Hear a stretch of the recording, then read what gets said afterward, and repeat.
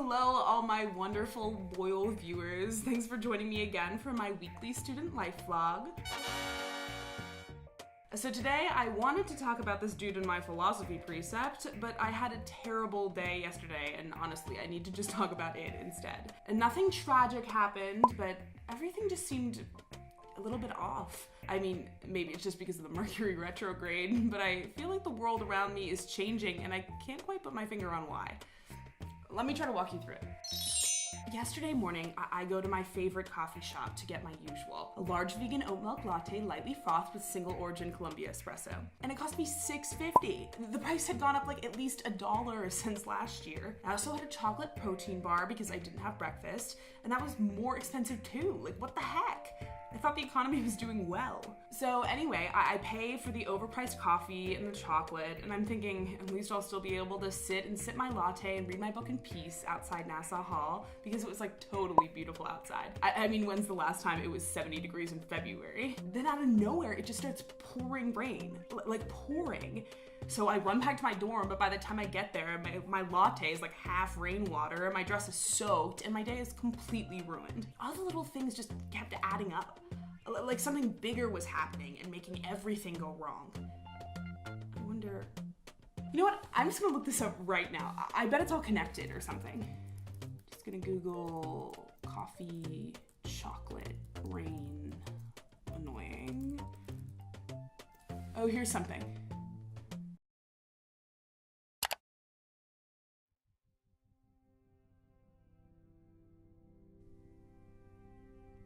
Americans consume 440 million cups of coffee per day and 1.8 million tons of chocolate per year. Coffee and chocolate are one of the many crops that will be impacted as climate change progresses. 18 of the 19 warmest years on record have occurred in the 21st century. Warmer temperatures mean more evaporation and increases in the frequency and duration of droughts. There are many factors that affect agricultural yield. Too much heat inhibits the growth of some of the critical cereal crops. You won't buy as many foods that are luxury goods and, are particularly sensitive to climate change. And here we're talking like coffee and chocolate, for instance.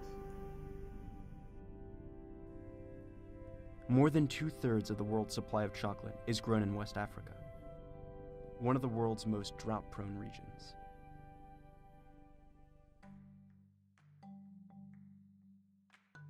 So coffee can only grow in what coffee people like to call the coffee belt, which is between the tropics of Cancer and Capricorn, because coffee requires a very specific climate to grow. The net effect of all that is that in some areas it's going to become unsustainable to farm. The consequences of climate change on agriculture translate directly into economic impacts. If the Earth warms by 2.7 degrees, damage is estimated to cost the global economy at least $54 trillion, more than double the current U.S. national debt. There have been in recent years some episodes of commodity prices spiking because climate change apparently is causing excess heat and drought in more than one place at a time. It's not economically viable to grow coffee right now at a commodity scale. These changes are already visible. It's not like a problem that's not happening and in 30 years all of a sudden it happens. It's coming on already, and there are already instances where these effects are happening. Prices are going to go up. Americans between the ages of 18 to 29 make up 21% of the voting population, but only 48% of that demographic voted in the 2016 elections. Student voters have tremendous power to elect representatives who support action regarding climate change mitigation. We're simply never going to get there unless we start now, not before the effects have happened, because they're already happening, before they get basically calamitous. So we need to call on our governments. So the most important thing people could do, frankly, is vote.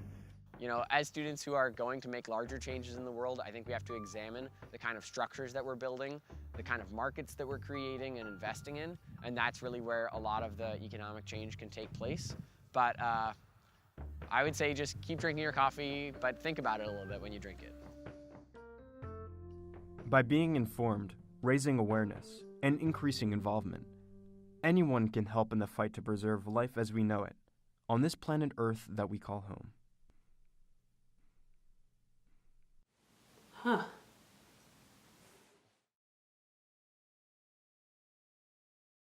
Hi viewers, welcome to my campus climate vlog. If you're new to campus climate activism, don't worry. I was too just a few months ago. There are so many ways you can do your part to stop the effects of climate change. Not just on campus, but around the world. For example, you can research who in your local elections is promoting a climate-friendly platform. You can attend climate activism events on campus. You can let others on your campus know how to get involved and what's at stake. So whenever you pay 50 cents more for your coffee or your chocolate, let that be a reminder that climate change's impacts affect the collective on a global scale. And collective action is the most powerful way to make meaningful change. That's why I'm headed to the Climate March. Hope to see you there.